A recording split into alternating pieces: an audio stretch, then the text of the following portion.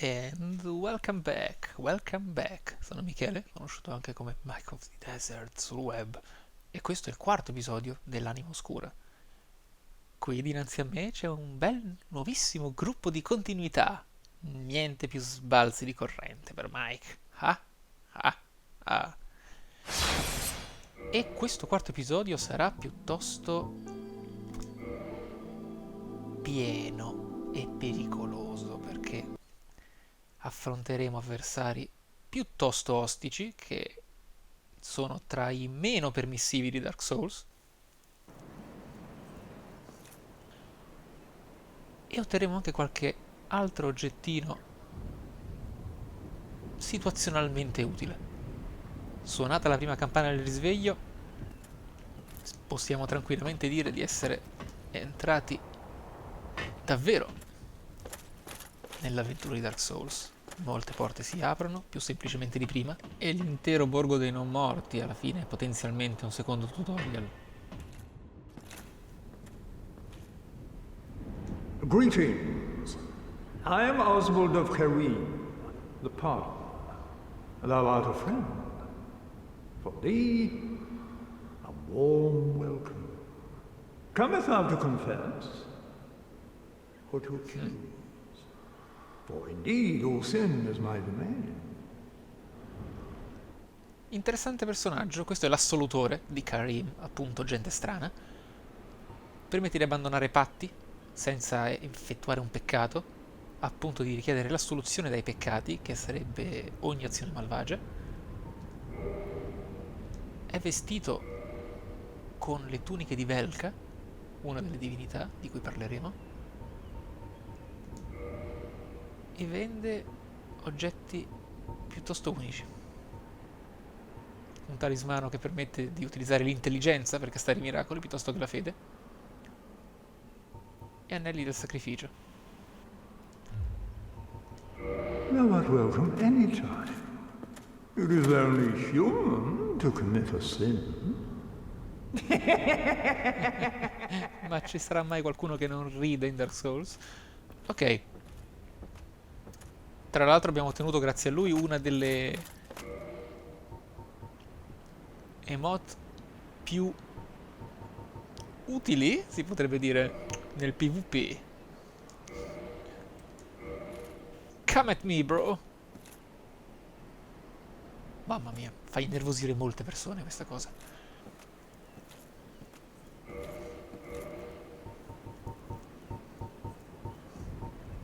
Ok. Acquistiamo un osso del ritorno. Facciamo ben prima così. Greeting. Ok. Thou art welcome.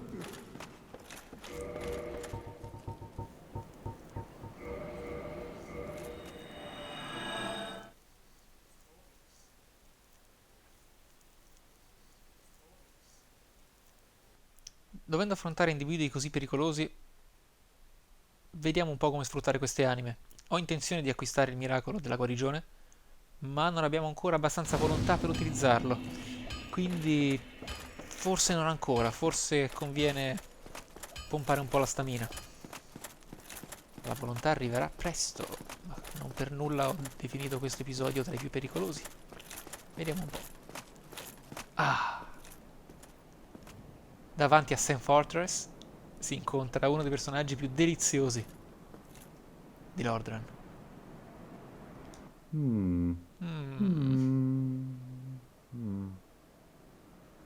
Oh, lo adoro.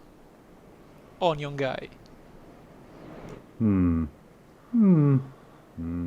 Oh, forgive me. I was absorbed in thought. I am Siegmeyer of Katarina. Quite honestly, I've run flat up against a wall. Or a gate, I should say. The thing just won't budge. No matter how long I wait. And oh, have I waited. So here I sit, in quite a pickle, weighing my options, so to speak. Sigmire of Katarina. Still closed. Still Still closed. closed. I guerrieri di Catarina e i cavalieri di Catarina sono spesso presi in giro e ridicolizzati a causa della loro armatura a forma di G-Pole, nonostante la sua effettiva utilità difensiva. Sono tra l'altro tra i più gentili e prolissi nelle discussioni e sono, c'è da dire, individui piuttosto rari a Lordran. Non si sa come mai siano così in pochi. Allora, stavo pensando, potremmo proseguire direttamente e potrei mostrarvi, oppure potremmo andare a spendere le nostre anime. Ah! Ok, ci siamo dimenticati nello scorso episodio per l'appunto di prendere gli oggetti sotto l'ascensore del santuario, e mentre andiamo verso quella direzione posso approfittarne per parlarvi per l'appunto di cosa vi troveremo all'interno, perché stiamo utilizzando le ossa del ritorno. Sono appunto questi oggetti che permettono di tornare ai falò in cui ci si è recentemente riposati. Ma perché delle ossa? La descrizione delle ossa del ritorno è piuttosto chiara e basta anche osservare a occhio nudo i falò in cui ci si riposa per scoprire qualche piccolo segreto, qualche piccola realtà su di essi. Non v'è legna ad alimentare il fuoco, bensì le ossa dei non morti.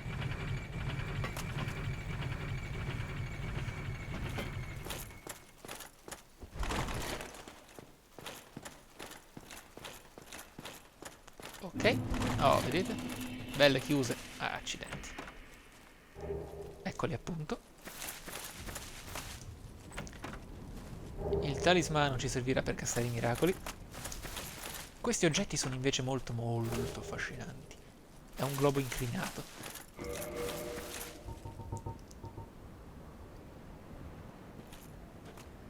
Permette di imitare temporaneamente questa abilità, normalmente limitata agli spettri oscuri, i Dark Wraith di Keith. Argomento scottante, letteralmente, ma dei Dark Wraith parleremo più in là. I talismani di Lloyd, invece, sono oggetti piuttosto misteriosi, come Lloyd stesso, evidentemente un importante scienziato, legato anche a Gwyn.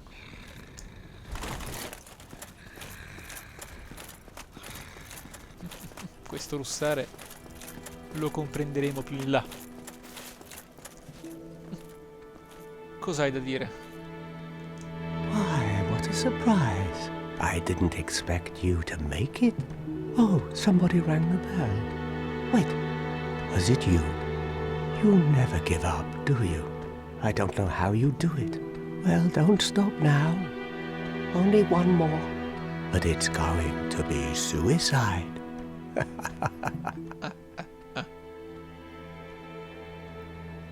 Che simpatico. Don't you ever think to forge your weapons? You'd better find a smith box soon, unless you enjoy swinging about with blunt instruments. Tecnicismi anche qui.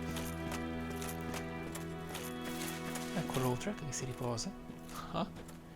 E davanti a lui c'è questa donna, della quale parleremo nel prossimo episodio.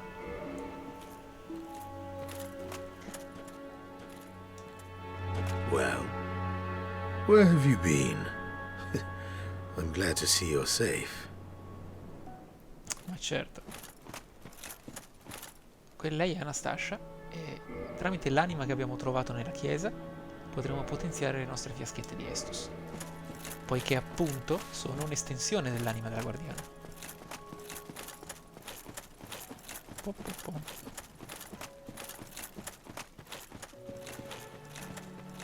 Ok, stiamo andando a ottenere un oggetto piuttosto affascinante, ma dovremo essere particolarmente leggeri. Non ci servirà neanche un'arma. Ok, vediamo se possiamo garantirci un po' più di difesa senza l'arma. Mi sta bene. Con i guanti. Siamo già troppo pesanti. Ok, così.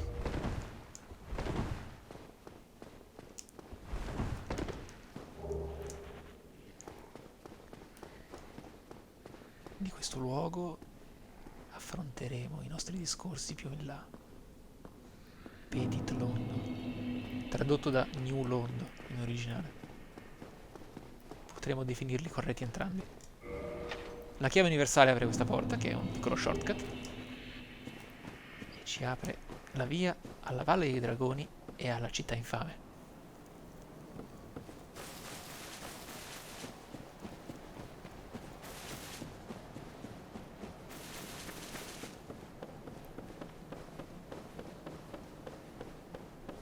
Quello ancorato a questo ciglio, a questo burrone, è un drago zombie. Questo potrebbe effettivamente essere un vero drago, pur se di modeste dimensioni.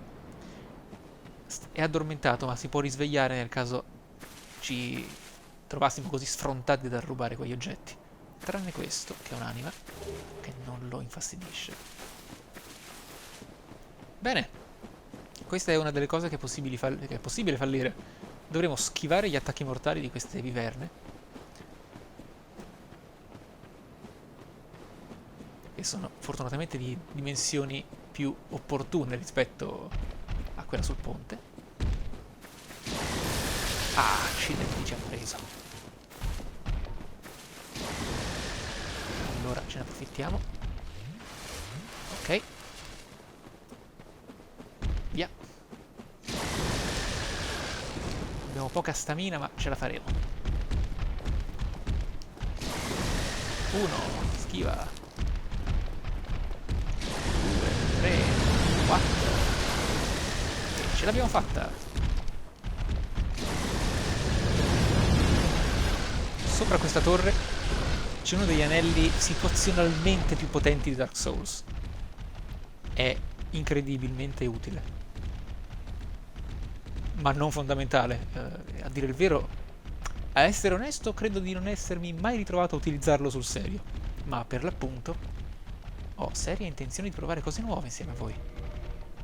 Ok, liberiamo l'inventario, mossa del ritorno. Come appunto dice la descrizione, il forte desiderio del precedente padrone incanta le loro ossa con un istinto di ritorno a casa. Che bella descrizione. E via, si torna a casa. L'oggetto sul ponte che non ho preso per la mia sopravvivenza è l'armatura iniziale del brigante. Tutto ciò con cui si inizia, a volte in luoghi molto pericolosi, ma tutto si può recuperare per l'appunto. Abbiamo avuto l'armatura del cavaliere, non a caso, proprio sotto l'idra. Ed era l'equipaggiamento iniziale della classe cavaliere. Ok, possiamo tornare. In questo caso la difesa ci serve molto meno.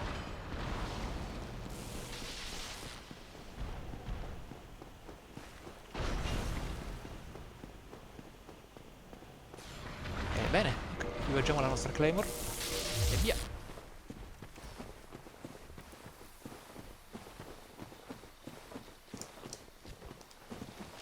Chunk.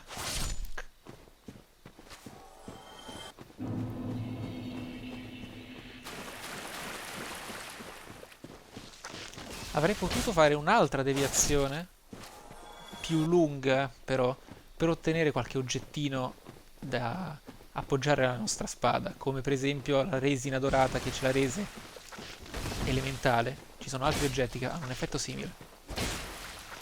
Oh, stamina! Oh, non avevo equipaggiato lo scudo, scusate. Opla! E via!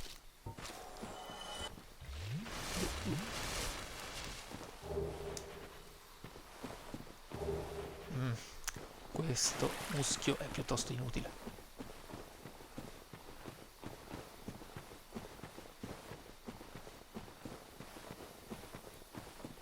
Attraverso questa parete c'è un passaggio segreto.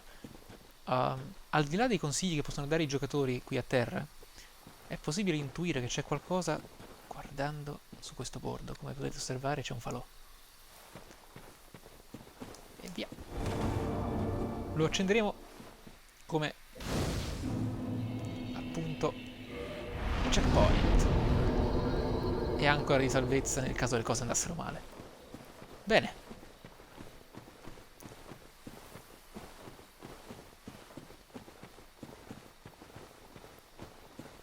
Andremo ad affrontare uno di quelli che si possono considerare i mini boss, come i draghi zombie, tanto per citarne un esempio.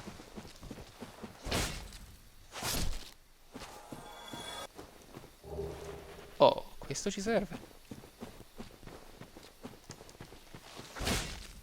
Molto facile scivolare sotto questo dirupo. Bisogna stare attenti a quali attacchi si fanno. Non bisogna mai essere frettolosi, mai. Dunque, per utilizzare l'anello rosso, che praticamente è lo stesso anello blu, che però aumenta l'attacco e non la difesa, drasticamente più interessante, dovremo farci danneggiare. E forse stavolta riusciremo anche a eliminare la lucertola che ci sfuggì l'altra volta. Non si scappa stavolta. La impugno due mani, piccola. Ok. Titanite grande, ottimo. La preferisco rispetto ai pezzi di titanite, perché pur essendo meno rara, non si può droppare, mentre i pezzi di titanite possono essere trovati in giro e droppati da alcuni mostri in particolare.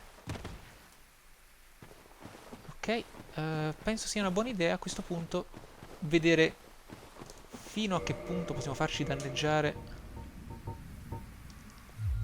senza morire brutalmente.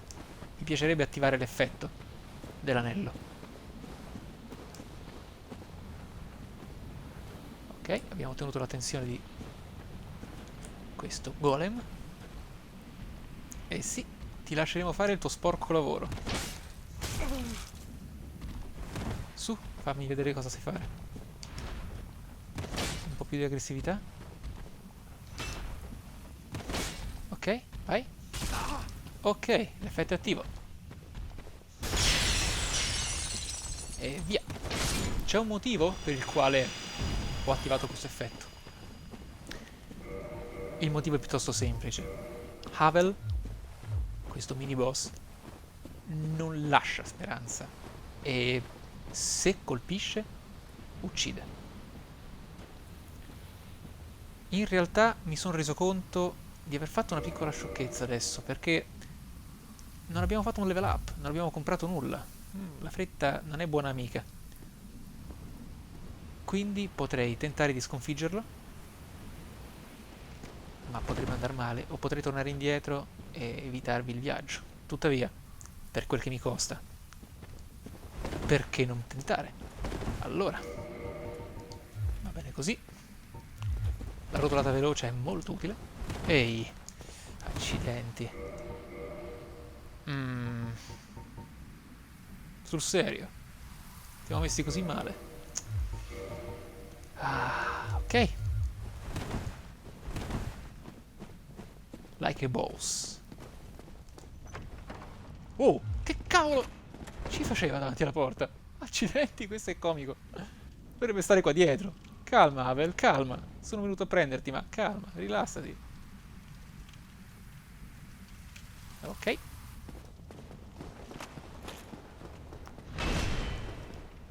Shock. Oh cielo. Che danno ridicolo.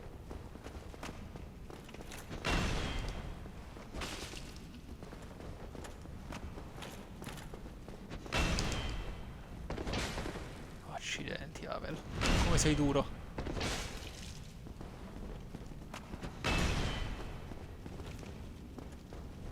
Su.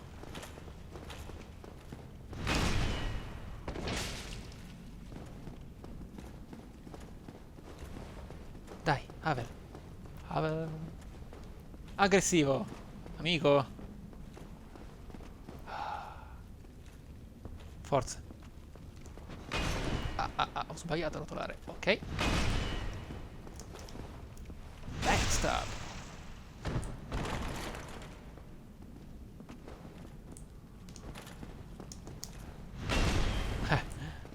Ho avuto un po' di FIFA, quindi ho dovuto schivare in maniera un po' più aggressiva. Caspita però, è una Claymore più 5 con l'effetto dell'anello.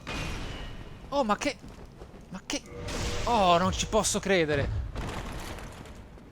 Ma sono veramente distratto. Commentario live, ragazzi, commentario live. C'era qualcosa che non mi convinceva. C'era qualcosa che non mi convinceva. Non avevamo equipaggiato l'anello. Ecco qual era il problema. Ah, ridicolo, Mike.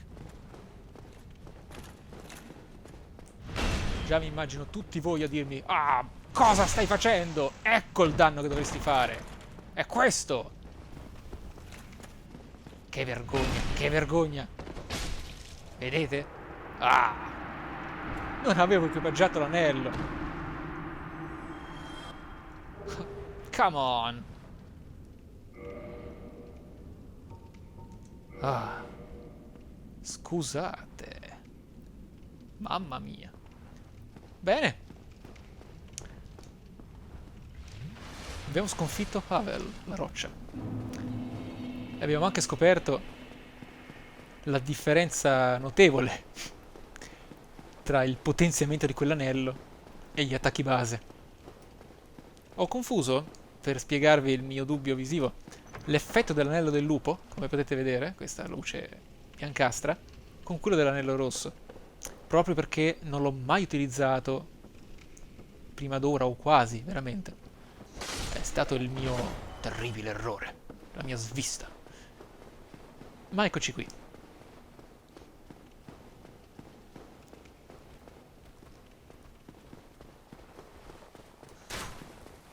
C'è una teoria interessante riguardo Havel.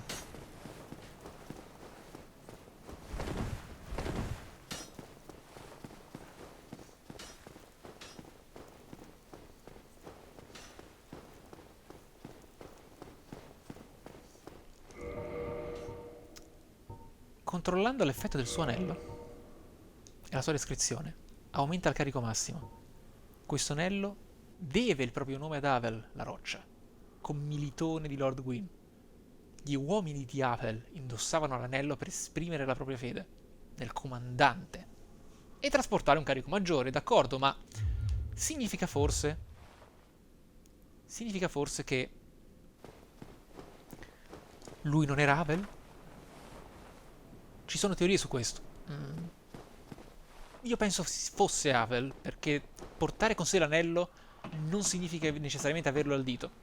E di certo Havel non era agile contro di noi. Penso faccia fat roll, diciamo, roll pesanti anche lui, quindi penso lo portasse con sé, ma non lo indossasse.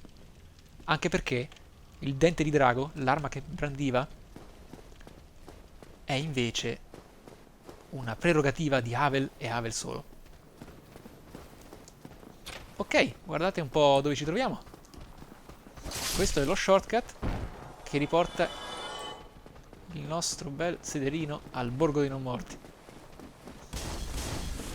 E la chiave che abbiamo utilizzato poco fa era quella dei sotterranei, per l'appunto. Ok. Non voglio consumare molte anime, ma diciamo che, ecco, ci porteremo un po' avanti qualche statistica base e facciamolo, va. Portiamo su la volontà. Ve l'ho promesso, dobbiamo castare, dobbiamo castare. Ok. Ecco qua, slot armonizzazione 1. E via. L'anello di Havel ci aumenta il carico massimo e lo useremo per vedere fin dove possiamo spingerci. Vediamo. Ok.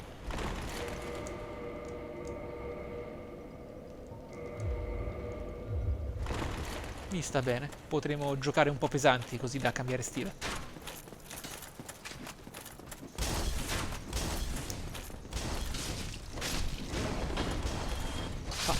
Con tutto questo equilibrio niente ci può scalfire. Niente ci può disequilibrare. Ci può stordire. Abbiamo ancora il mid-roll, che che comunque vi ho abituato a vedere, quindi potrei invece... I cani randagi, di cui parlava la descrizione. Dicevo, potrei invece puntare al fast roll senza necessariamente avere tanta difesa. Eliminiamo quell'altro cane. Oh, chiaramente romperci le scatole mentre giochiamo con i menu. E via! Oh! Bella schivata. Ok, bel moveset a Claymore. Bene.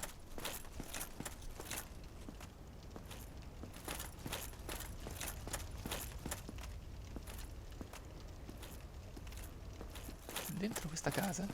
Somebody. Please let me out of here. Somebody. Anybody. Ah, Help me. Unlock the door. Damn. I'm finished. How did this ever happen? la chiave della residenza che abbiamo ottenuto dal mercante apre questa porta e al suo interno troviamo Griggs di Vinheim. Brilliant. You opened the door for me. Thank you. I'm saved. I thought I might never escape. I am Griggs of Vinheim, a sorcerer of the school. I am much obliged for your assistance. Thanks to you, I may now resume my travels. Se vi state chiedendo perché uno stregone con il suo catalizzatore in mano sia rimasto chiuso in una porta di legno, chiuso da una porta di legno, non siete i soli. Ma scoprirete insieme a me che la stragrande maggioranza degli NPC che aiutano il nostro protagonista nell'avventura sono presto o tardi rinchiusi da qualche parte. Tuttavia, per Griggs di Vinheim, lo stregone, ho qualche risposta, perché è troppo strano che sia stato rinchiuso lì e non fosse in grado di uscirne, giusto? Questo lo vedremo tra un paio di episodi. Cosa c'è di più pericoloso di uno stormo di non morti? Uno stormo di non morti con una torcia in mano. Principale causa di morte di molti giocatori: il sottovalutare o il rimanere, diciamo, fregati dal loro strano e, appunto, vedete, aggressivo layout di mosse. Ok.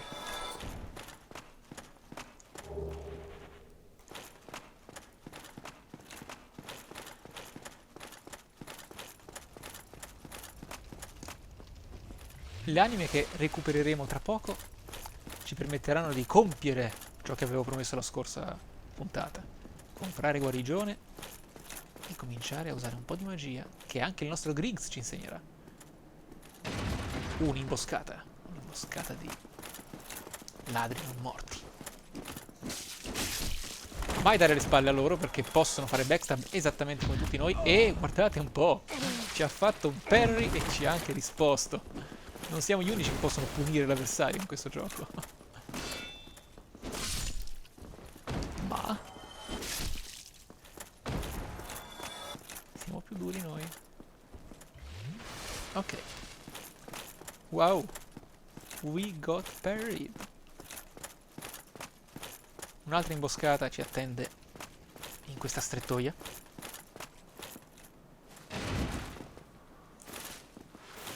E via.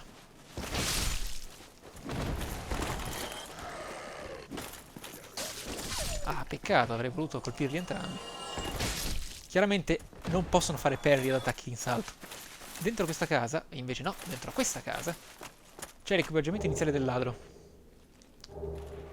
È eccezionale. In molte situazioni è eccezionale. È leggero, ha un'ottima difesa contro veleni e lo scudo piccolo, che non ci interessa ora, ha un'eccezionale finestra di parry. Gli scudi sono meno stabili, gli scudi piccoli sono meno stabili, ma sono specializzati nei colpi critici dopo le parate. L'animazione del parry, come potete vedere, è questa. Utilizzando uno scudo tondo, che sarebbe il target shield, l'animazione è più lunga e permette di fare parry con più respiro. Bene, eccoci qua al prossimo boss, tra l'altro facoltativo, questo boss.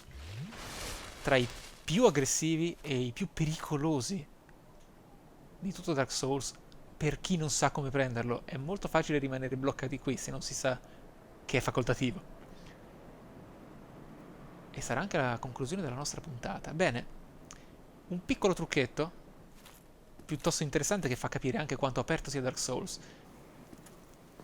Questa nebbia sancisce la stanza del boss, ma questo muro è sì alto, ma è possibile, con un po' di attenzione, esatto, lanciarvi oggetti oltre.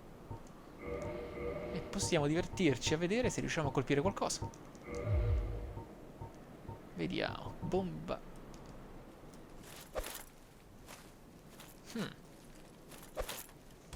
Ah, ho la mira di un cieco. Vedete? Gli oggetti che superano la soglia stanno davvero superando la nebbia.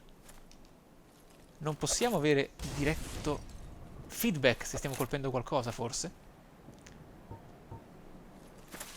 Ma chissà se apparirà qualche barra vitale nel caso. Vediamo. Spingiamoci più oltre. Fin dove? Tanto, come ho detto, le bombe non le uso ed è più divertente tentare queste stranezze. Fine. Chissà, vedremo se abbiamo colpito qualcosa. Questo boss è il demone capra che aveva citato la descrizione della chiave e il mercante non morto. Sia il demone toro sia il demone capra probabilmente vengono da Izalit, che è il sottosuolo di Lordran. Lost Izalit. Bene. Pronti alla battaglia.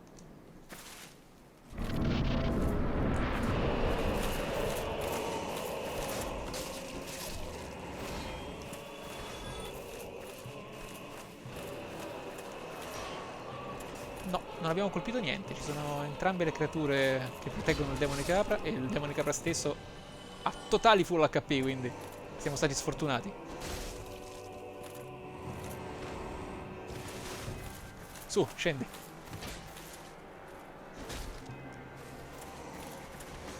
Più aggressivo. Così.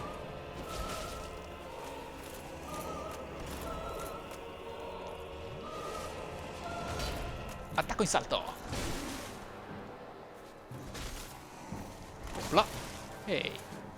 Mid-roll, come potete vedere, permette di schivare ma con meno precisione. In questo caso la nostra rotolata era corretta, ma l'animazione più lenta ci ha fatto comunque colpire.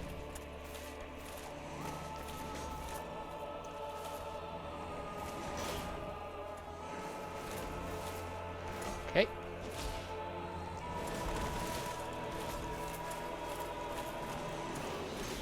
Ehi, ti sei un po' incantato su sta animazione, eh? Wow!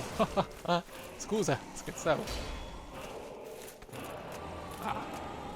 Quando brandisce le due armi, l'attacco eliminerà molto equilibrio e molta stamina. Guardate questo. Ha rotto tutta la mia stamina e mi ha persino danneggiato. Miss.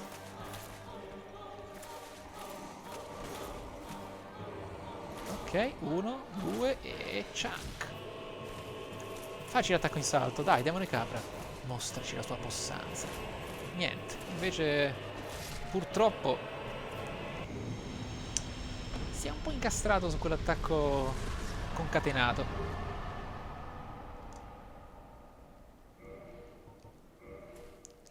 Che ci possiamo fare?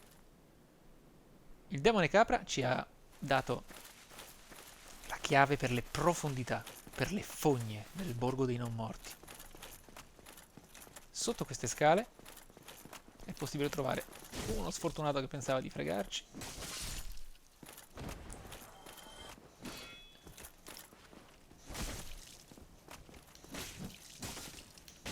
Oh. Va. No, niente parry.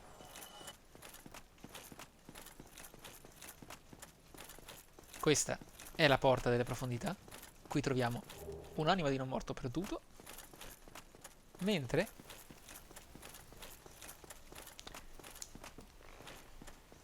vi ricordo, ci troviamo ancora nel borgo dei non morti.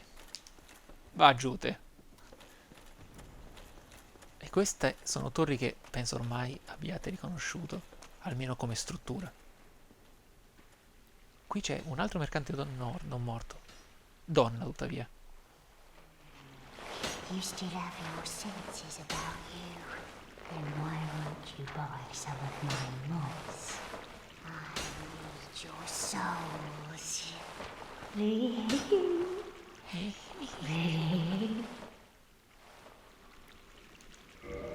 Vende cose interessanti. Veleni, cura per i veleni. Questa è la resina di cui parlavo prima, quella che si poteva ottenere prima di combattere Havel, ma in questo caso aggiunge l'elemento fuoco, e tutta una serie di oggetti di cui però parleremo più in là, specialmente la pietra purificante e la maledizione transitoria. This is a wonderful place, don't you think? We have water, moss, moisture, these nice iron bars. I like it here, I really do. Nothing good ever happened to me in life. But now that I'm undead, I've never been happier. Curiosa affermazione.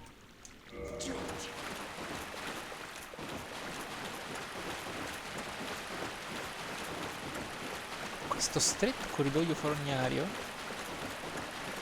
ci porta a questa grata, a questa porta. Sì.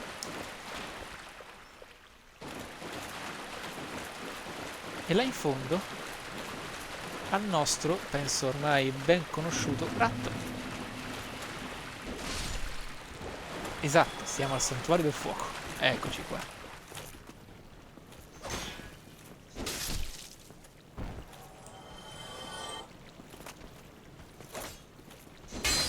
Ah.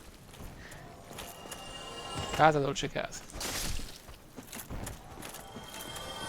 Bene. Chiuderemo qui l'episodio. Griggs è venuto per aiutarci dopo averlo salvato, ma ve l'ho promesso e acquisteremo il miracolo della guarigione. Oh, hello. My guests have finally arrived. I will be departing with them shortly. So, I'm afraid I will be saying goodbye soon. It was a pleasure. Oh, hello. Miracles, I presume? Yes, I know. Ecco qua, guarisci. Perfetto. An undead mission? Regrettably, I cannot share that with you. But you are my pupil. Perhaps if you show your faith. Ah. Cosa? Vuoi che io ti paghi per avere informazioni? Un chierico? Della Via Bianca? Quanta bontà. I'm afraid that may be difficult, for our missions are sacred. Tss, Come again. ci penso The io. effectiveness of the teachings depends. Bla bla bla. Al momento giusto indovineremo insieme la missione della fanciulla. Vedrete. Ecco qua. Nel prossimo episodio affronteremo le fogne e forse un accenno di città infame.